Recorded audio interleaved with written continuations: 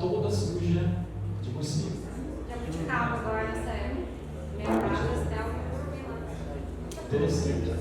E aí ele também visitando lá a jabuticaba e vai para um ponto da casa se alimentar. Como que funciona isso? O morcego, gente, ele tem uma memória de voo que a gente chama. O que seria essa memória de voo?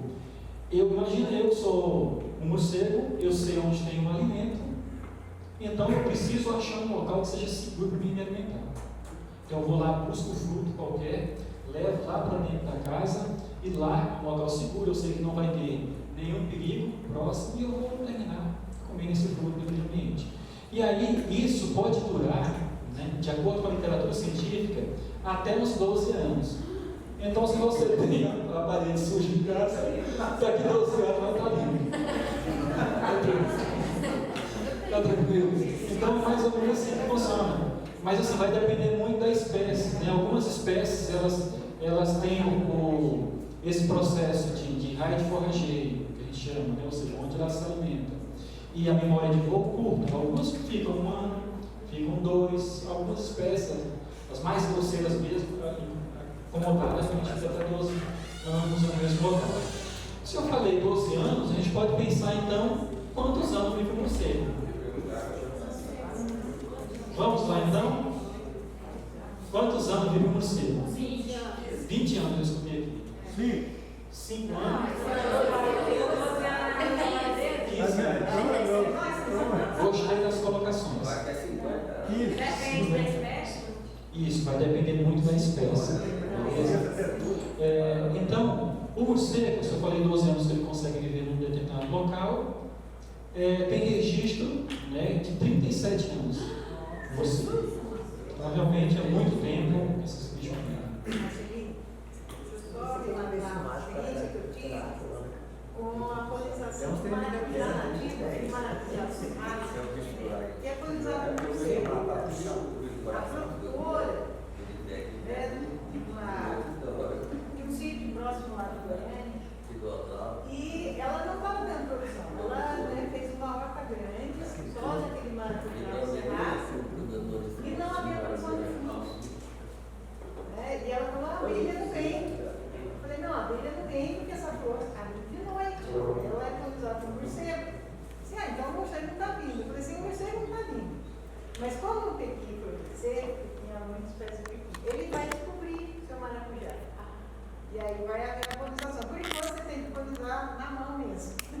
Aí ela fazia as polinizações noturnas. Você foi lá, né? A Beth conheceu. E ela fazia as polinizações noturnas até o pequi florescer. Quando o pequi floresceu, logo depois da floração do pequi, os morcegos começaram a visitar a plantação dela, e até hoje agora ela só utiliza o morcego inteiro.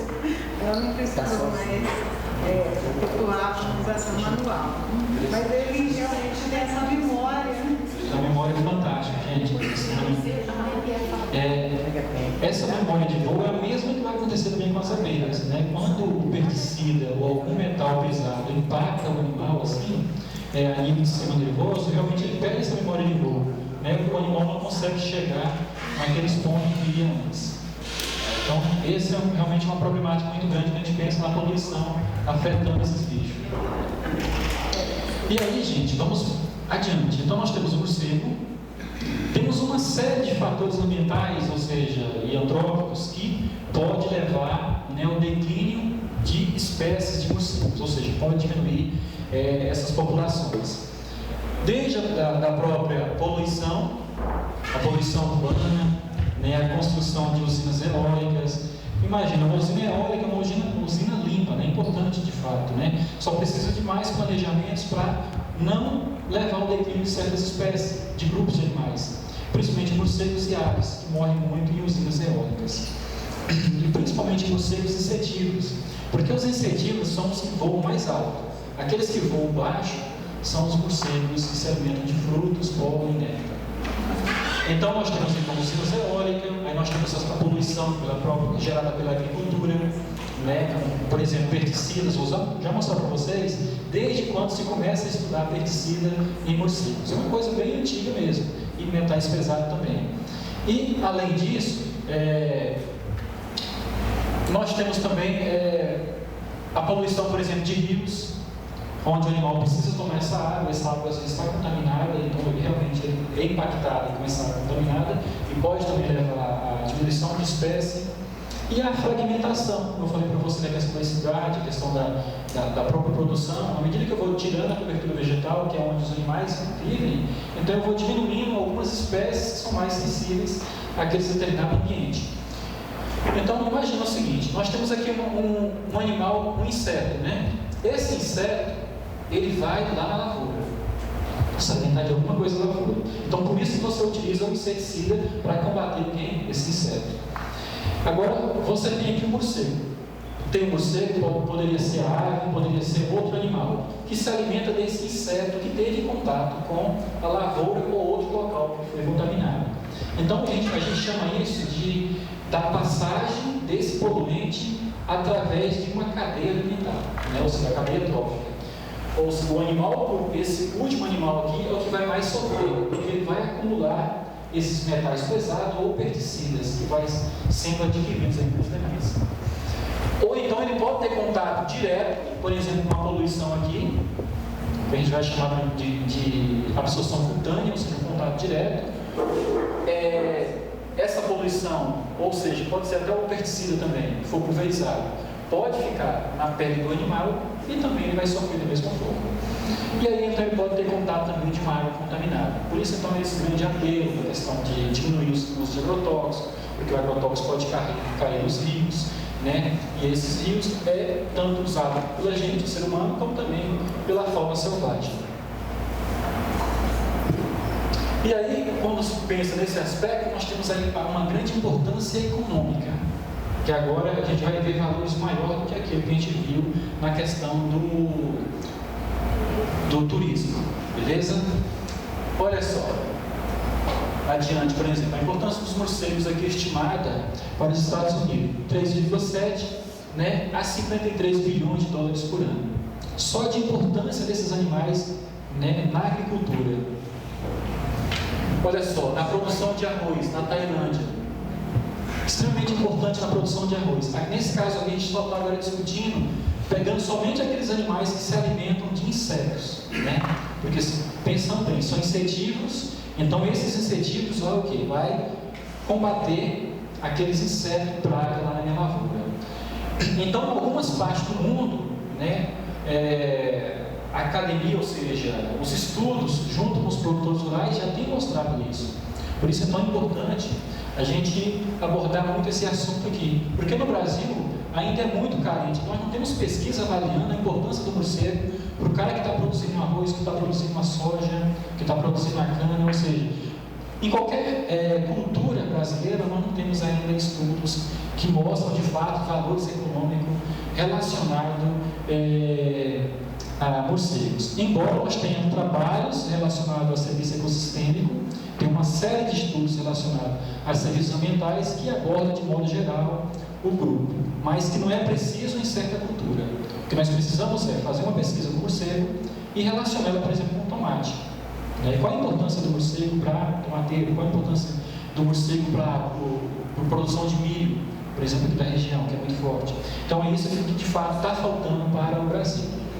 Então, na Tailândia, por exemplo, olha só a importância de morcegos no combate, né, às cigarrinhas, né, gera em média, basicamente, poderia alimentar 26 mil pessoas. Ou seja, essa cigarrinha iria impactar drasticamente na produção de arroz, e essa produção de arroz, né, poderia deixar de alimentar muitas pessoas.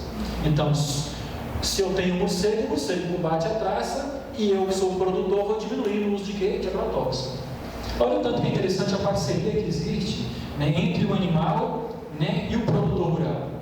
Então você poderia gastar muito comprando certos agrotóxicos para combater certa praga, mas se eu tenho uma fauna, né, que está me ajudando, seja as aves, as abelhas, os morcegos, eu vou diminuir o meu uso, né, ou seja, de compras de certos produtos. Então, por isso é importante essa discussão. Aqui na produção de milho, por exemplo, né, 1 bilhão só de produção de milho, né, algumas pragas, no caso aqui a broca, em milho, que é combatida aí por morcego.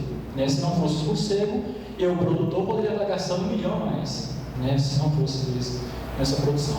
Produção de algodão também. O Brasil tem um potencial gigantesco de produção de algodão, principalmente Mato Grosso. Né? Eu acho que Mato Grosso está no ranking de primeiro lugar no país nessa produção. E nós não temos ainda pesquisas relacionando isso, relacionando o morcego ou outro grupo com as pragas que vivem nesse ambiente. E aí a gente tem aí, né, um faturamento bem alto, mais de 700 milhões aí. E olha só, gente, quando a gente discute questões relacionadas à poluição de pesticida ou metais pesados nesses grupos, isso é datado, ou seja, o pessoal vem estudando isso há muito tempo mesmo, desde a década de 70 se vem estudando isso. O problema é que ainda são estudos que estão muito restritos em alguns países, né, principalmente a América do Norte, que é quem domina, ou seja, os Estados Unidos dominam esse tipo de estudos. E aí então, os Estados Unidos, só para vocês terem uma ideia, lá só tem espécies insetívoras que se alimentam de insetos nos Estados Unidos. As espécies que se alimentam, só alimentam de insetos, então por isso eles dominam essas pesquisas quando retrata a questão da importância econômica na predação, ou seja, de insetos em lavouras.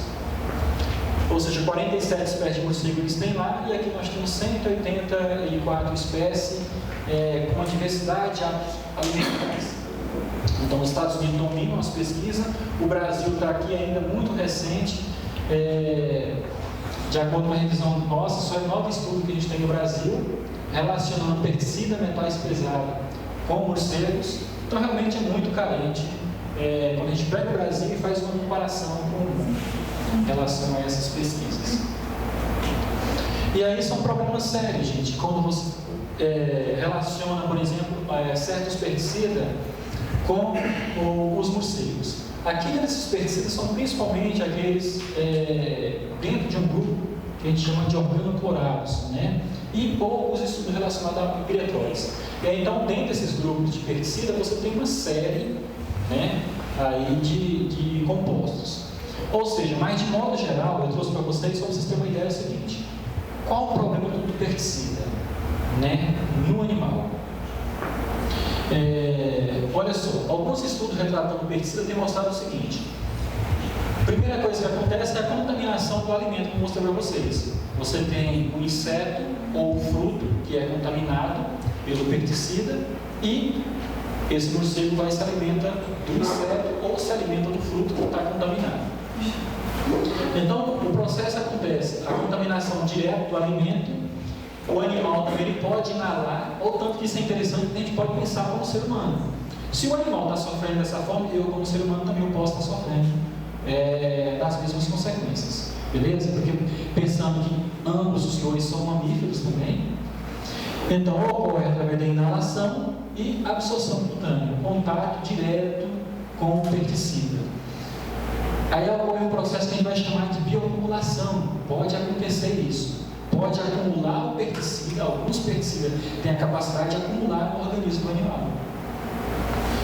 E olha só, e quando ocorre essa bioacumulação, ou até mesmo antes de ocorrer a bioacumulação, até mesmo só o próprio contato direto, o indivíduo, por exemplo, ele pode diminuir peso, né? Tem alguns estudos mostrando o morcego diminuindo o peso, alterações na reserva energética do animal.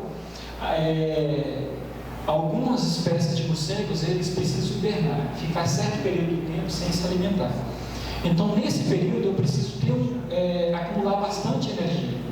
Então, o pesticida vai fazer com que queime essa energia ou que eu não engorde. Pode acontecer isso.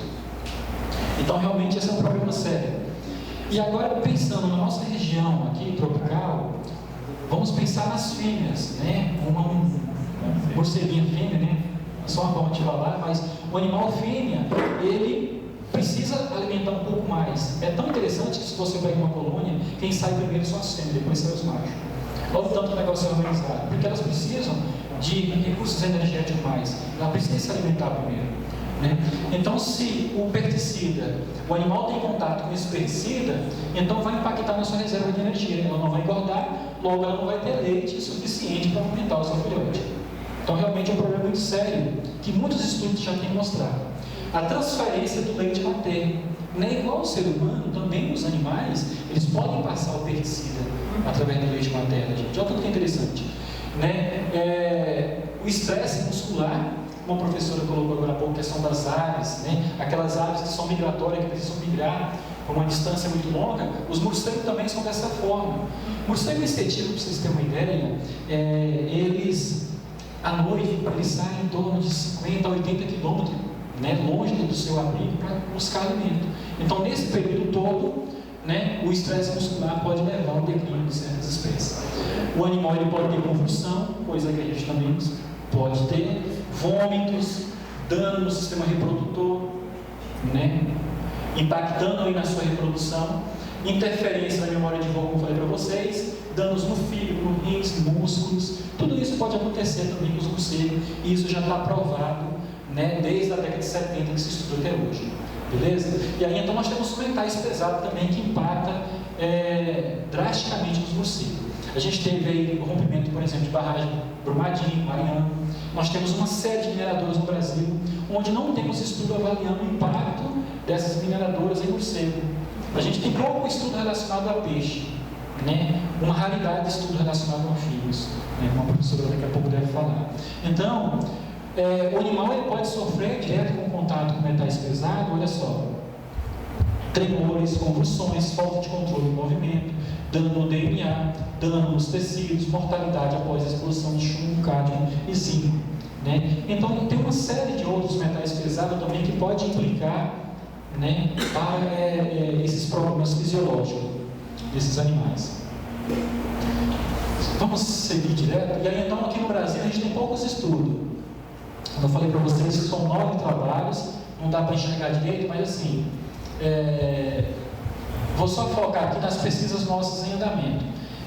A gente tem trabalhado aqui na região de Goiás e também no Tocantins, avaliando morcegos em área de soja. No mestrado mesmo eu trabalhei com uma área de soja e uma área urbana, para verificar a sensibilidade do animal nesses ambientes. Eu observei que o animal, numa área de soja, ele tinha muito mais dano do que no próprio ambiente urbano. O ambiente urbano, você tem a poluição urbana, mas de certa forma ele é menos impactante do que o próprio ambiente rural. É bem interessante isso. Então agora, no momento, a gente está trabalhando com uma área de cana-de-açúcar, uma área de mineração, soja e milho, para verificar a sensibilidade de lesão celular desses animais. E aqui só uma demonstração, a gente coletando o sangue do animal em campo, coletando aqui na veia, e depois fazendo essa análise no laboratório para verificar como é que está a integridade celular desses animais. Então, gente, basicamente isso é o meu foco, mostrar para vocês que o animal ele tem uma certa importância econômica, ecológica, e que ele pode servir de modelo para mim estudar ele e ver como está a minha situação mesmo dentro do ambiente urbano, dentro do ambiente rural. Ou seja, estudando a própria fauna local, eu